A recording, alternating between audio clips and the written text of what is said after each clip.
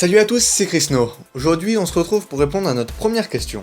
Pour ceux qui n'auraient pas vu la vidéo de présentation de la chaîne, je vous invite à aller la voir. Elle résume bien le concept de la série.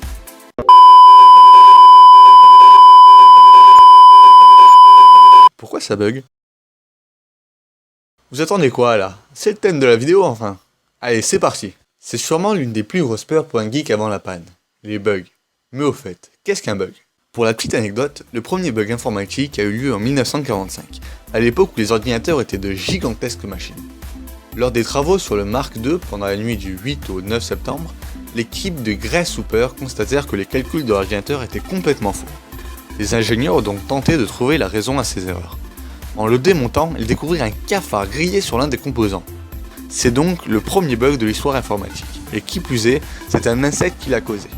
D'où le terme qu'ils vont utiliser, on a trouvé un bug, qui veut aussi dire en anglais insecte.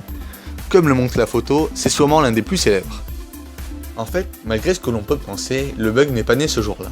Thomas Edison l'évoquait déjà bien avant, en 1878, dans ses notes par exemple en disant « Cette invention semble fonctionner, puis elle bug », sûrement en parlant de son phonographe.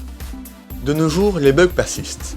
Un bug, selon les dictionnaires, est un défaut de conception ou de réalisation d'un programme informatique qui se manifeste par des anomalies de fonctionnement de l'ordinateur.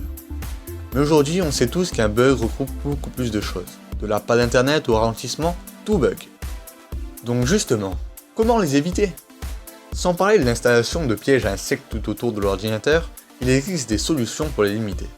Un logiciel de nettoyage informatique, par exemple, peut parfois arranger les choses. Mais souvent, en cas de réel bug, seule une mise à jour peut corriger le problème. Donc, soyez patient. Merci d'avoir regardé cette vidéo, n'hésitez pas à mettre un petit pouce bleu en bas de la vidéo, à laisser un commentaire, ça fait toujours plaisir, et à vous abonner pour ne jamais louper un épisode du Pourquoi du Geek. Et sur ce, je vous dis à la prochaine, ciao!